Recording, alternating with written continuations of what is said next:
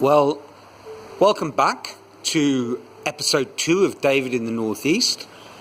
If you find my camera is a little wobbly today, I'm not using a tripod. I thought I'd take us on a walk around my workshop, starting out by looking at the view from the entrance outwards to our garden with a lot of very green trees after the rainy season and a lot of scrap metal and a few old sculptures.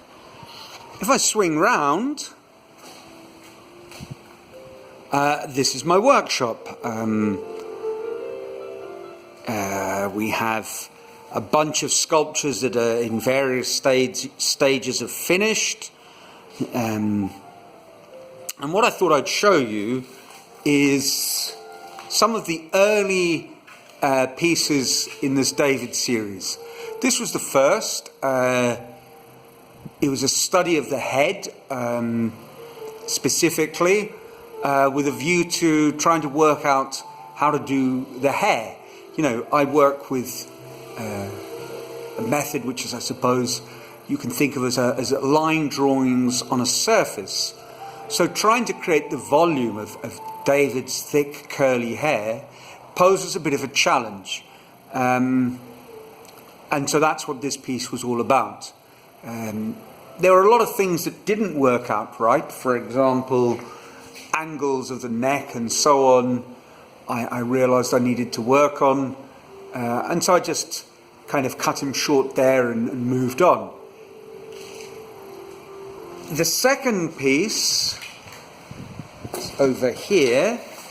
And this was an attempt at just starting to look at how he would sit together in space in terms of the hand and his slingshot. A lot of things didn't, quite clearly aren't very true to the sculpture. For example, his traps are quite triangular, whereas on the sculpture they're much flatter. And one of the difficulties I've had is a lack of reference material.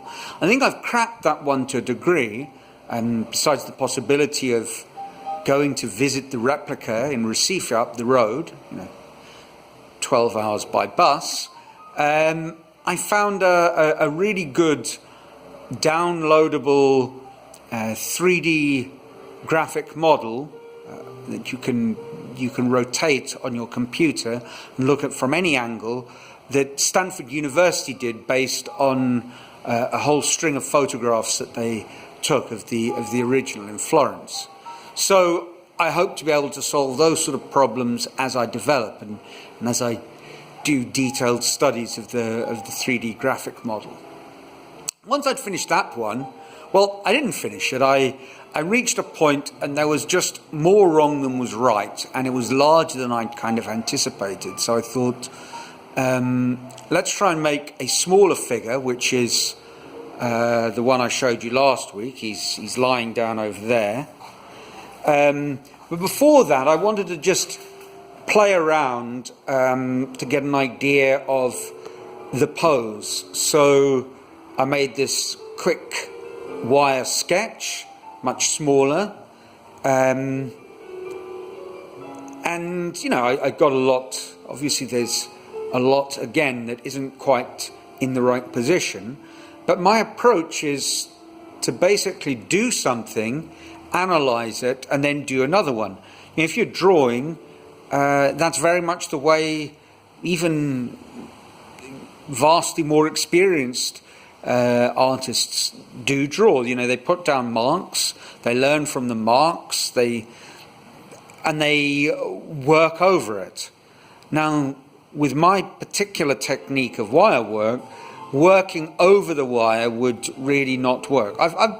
In some cases, it makes sense to unpick or cut out pieces and redo them. But for the most part, I'm going to simply do another model. And hopefully each successive piece in the series homes in on what David really should look like, which according to this photograph is that. Not that. Or that. Never mind. While we're up and about in the workshop, I thought I'd just show you a few other bits and bobs. When we were building the workshop, I did some mosaics. So there's one, and an African-inspired figure, and these are one of a series of wall pieces that I did, where they have a sculptural quality. I mean, they're made out of metal and welded metal, but the idea is very much to think of them as a drawing on the wall,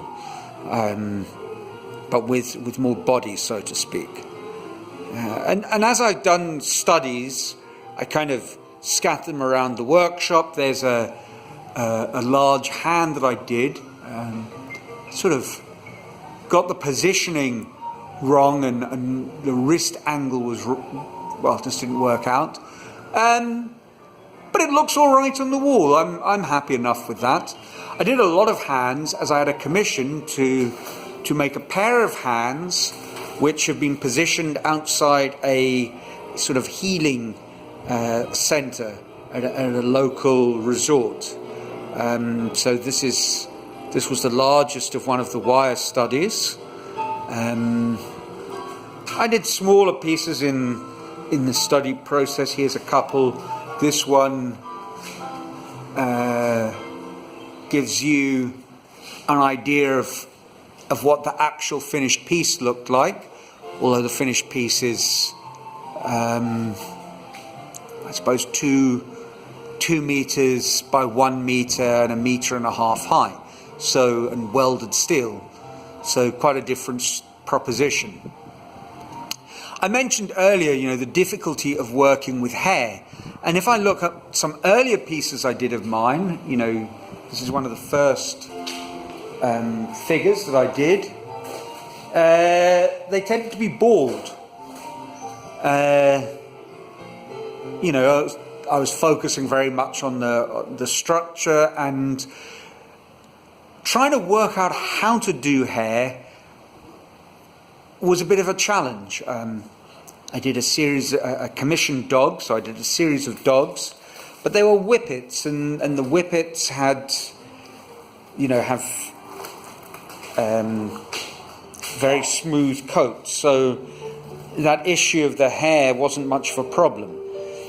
But the only other experience I had with working with hair was another Italian great. There we go. I did a little reinterpretation of the Mona Lisa. Interesting challenge, working from the flat into something more three-dimensional. She sticks out quite away from the wall, as you can see there. And her hair I kind of solved by thinking of it in terms of kind of sheets or blocks. There we go. Well, this is the workshop. Very quick look at it.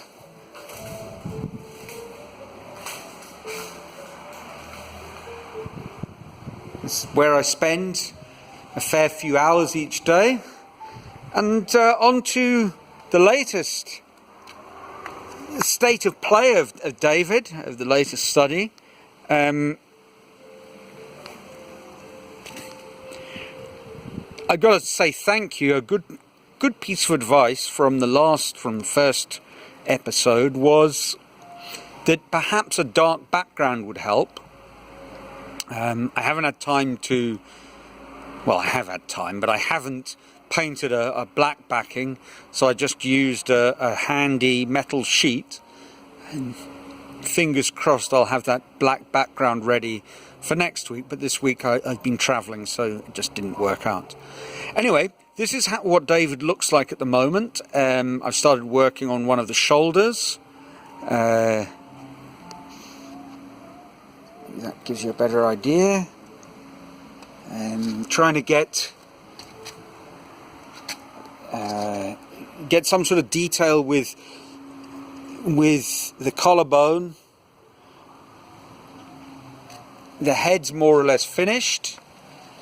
I think I've got the angle right. The challenge, the next challenge is going to be to get the angle of the collarbone, that contrapposto sloping upwards, and we'll see how that works out this week. And well, you'll find out next week when episode 3 will be aired. So until then, I look forward to your comments. Let me know what you think. And it's goodbye from a sunny day in the northeast of Brazil. Ciao.